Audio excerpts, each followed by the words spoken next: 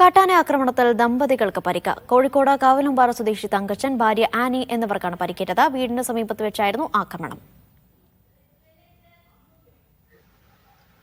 സംഭവിച്ച ഞാൻ തൊട്ടടുത്ത പോലെ വീട്ടിലോട്ട് പോയതാ. അപ്പോൾ എൻ്റെ വൈഫ് ഇങ്ങനെ എന്നെ വിളിച്ച് മുറ്റത്ത് ആനയുണ്ടെന്ന് പറഞ്ഞു. അപ്പോൾ ഞാൻ ആ വീട്ടിലുള്ള ആളും എൻ്റെ വൈഫും കൂടി വന്നു നോക്കുമ്പോൾ എൻ്റെ ഓളെ ഓടിക്കുന്നതാണ് ഞാൻ കാണുന്നത്.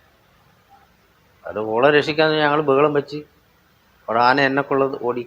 ഞാൻ മറിഞ്ഞ് വീണ് പിന്നെ ചവിട്ടി ഉരുട്ടി കഴിഞ്ഞു. അപ്പോൾ ഞങ്ങൾ ഭയങ്കരമായിട്ട് ബഹളം വെച്ചാൽ എങ്ങനെ ഓടിക്കഴിഞ്ഞു.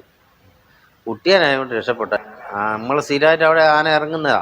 എല്ലാ ദിവസവും ഫോറസ്റ്റുകാർ വരും, ഓരോന്നിങ്ങനെ നോക്കി അങ്ങ് പോകും. അത് തന്നെ ഞങ്ങൾ ലൈനുണ്ട്. ഇപ്പോൾ സാധാരണ സന്ധ്യക്കാ വരും, ഇങ്ങനെ പകല് വരുന്നത് ഒരിക്കലും തിരിഞ്ഞിക്കില്ല. ആ വീടിൻ്റെ മുറ്റത്ത് ഒരു 4:30 ആകുമ്പോഴത്തേന് ആന ഇറങ്ങുമെന്ന് പറഞ്ഞാൽ പിന്നെ എന്താ ചെയ്യുക? ഷബീർ ഉമർ കൂടുതൽ വിവരങ്ങൾ നൽകും. ഷബീർ, എന്താണ് സംഭവിച്ചത്? ഈ പ്രദേശം ഇത്തരത്തിൽ കാട്ടാന ആക്രമണം പതിവുള്ള സ്ഥലമാണോ?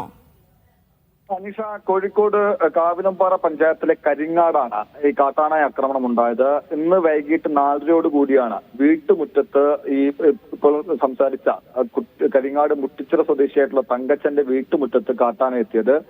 തങ്കച്ചൻ തന്നെ പറയുന്നതനുസരിച്ച് അവിടെ രാത്രി കാലങ്ങളിൽ സാധാരണ നിലയ്ക്ക് കാട്ടാന വരാറുണ്ട്. ഇപ്പോൾ പകൽ സമയത്ത് കൂടി കാട്ടാന ഇറങ്ങുന്ന സ്ഥിതിയുണ്ട് എന്നാണ് ഈ പ്രദേശവാസികൾ പറയുന്നത്. എന്തായാലും ഇങ്ങനെ 4:30 കൂടി കാട്ടാന വീട്ടുമുറ്റത്തെത്തി.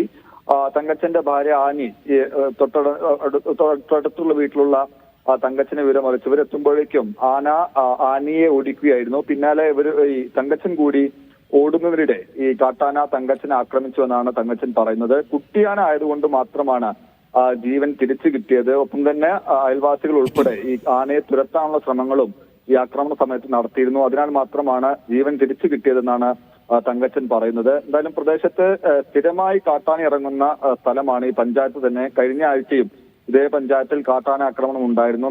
നാല് പേർക്ക് അന്ന് പരിക്കേൽക്കുകയും ചെയ്തിരുന്നു. അനീഷ. ശരി, ഷബീർ ഉമറാണ് വിവരങ്ങൾ നൽകിയത്.